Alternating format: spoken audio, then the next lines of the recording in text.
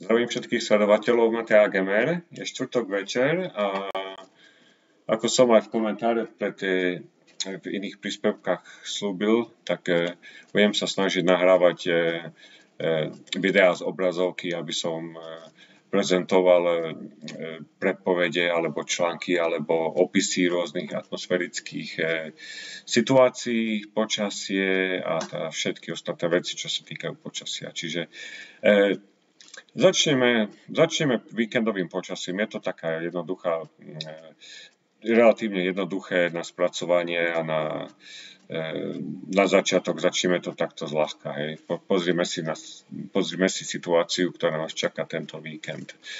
Čiže nebudem preklikávať cez nejak veľa ikonky, veľa články, veľa stránky, veľa numerické hodnoty. Budem to skôr vysvetľovať svojimi slovami, aby som vás neunudil nejakým 30-minútovým videom. Hej. Takže na stránke meteociel.fr synoptická situácia platná k sobote rána nám ukazuje, že hlavným driverom alebo tlakový útvar, ktorý riadi počasie alebo bude riadiť počasie u nás, je mohutná anticyklóna na západe Ruska,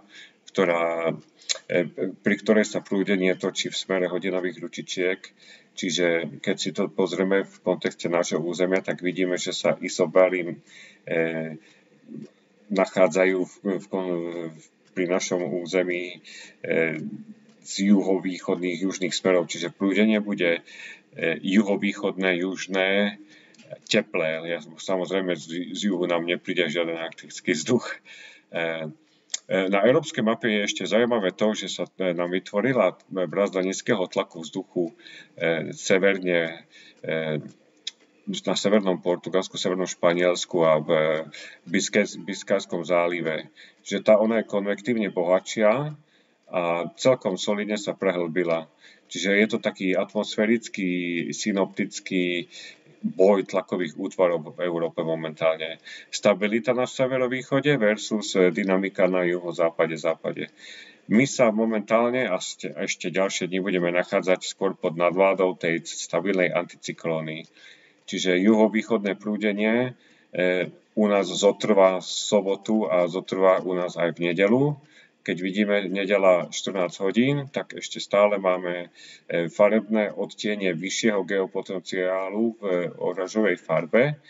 Čiže stabilita ešte v nedeľu na obed prevláda a isobaly nám naznačujú, že okolo anticyklóny sa to bude krútiť u nás južným smerom, stabilným. Lenže časom, keď si pozrieme zase ďalej, bližšie, ďalšie dni v pondelok ráno, už vidíme, že v pondelok platné k 8 hodín ráno sa tie farby žlté, oranžové, dynamické brázdy nízkeho tlaku vzduchu tlačia postupne zo západu na východ. Čiže nám sa stráca nadvláda anticyklóny a blíži sa brázda zo západu. Čiže to je taký pomyslený bod zlomu, ktorý by mal nastať začiatkom budúceho týždňa a tým pádom by sme mali dať Bohom týmto obskúrnym, nadpriemerne rekordným hodnotám, ktorí si niektorí užívajú a väčšina z nás ich už majú plné zuby. Hej? Takže vráťme sa naspäť k víkendu. Že počasie bude stabilné. Čo sa týka stability, tak najviac asi slnka a tepla bude v tých častiach, ktoré sú najbližšie stredu anticyklóny. Čiže skôr by som povedal, že severovýchod Slovenska bude mať najviac slnka, ale tak slnečné polojasné počasie by malo prevládať všade, hlavne v sobotu. Zrážky by nemali byť takmer žiadne. Keď nastane výrazná zmena, tak tá výrazná zmena nastane hlavne v nedeľu večer a v pondelok ráno, lebo vidíme, že brázda sa veľmi, veľmi rapidne približuje, prehlbuje sa aj v Stredomorí, čiže už v nedeľu večer, v pondelok ráno sa zatiahne na západnom Slovensku. Ale teplotné pomery budú cez víkend ešte stále v takých intervaloch, že na juhozápade bude 28 až 32, na východe bude nejakých 25 až 29 stupňov. Čiže teploty takmer tropické hodnoty, za ktoré by sa ani júl nehanbil, nie to ešte september. A je to taká pomyslená bodka nad letnými hodnotami, čiže víkend bude stabilný, ale koniec víkendu už budeme vidieť, hlavne vy na juhozápade budete vidieť, že sa obloha zatiahne a budete na radare sledovať zrážky, ktoré sa budú približovať postupne z Rakúska, z Čiech a ktoré by mali doraziť na západné Slovensko niekedy v pondelok. Čiže víkend stabilný, teplý, bez rizika búrok, 28 až 32 stupňov, teplejšie samozrejme v tých nížinách, kus chladnejšie na severe. Čiže zatiaľ nám riadi počasie mohutná anticyklóna na západnom Rusku, 1025 hektopaskalov. Ale zmena sa blíži. Hej. Vidíme zelenú farbu, brázda na západe. Už ona neostáva len na britských ostrovoch. Hej. Nevidíme, že by ona ostala západne od Írska a červená farba stability by sa zase dostávala ku nám.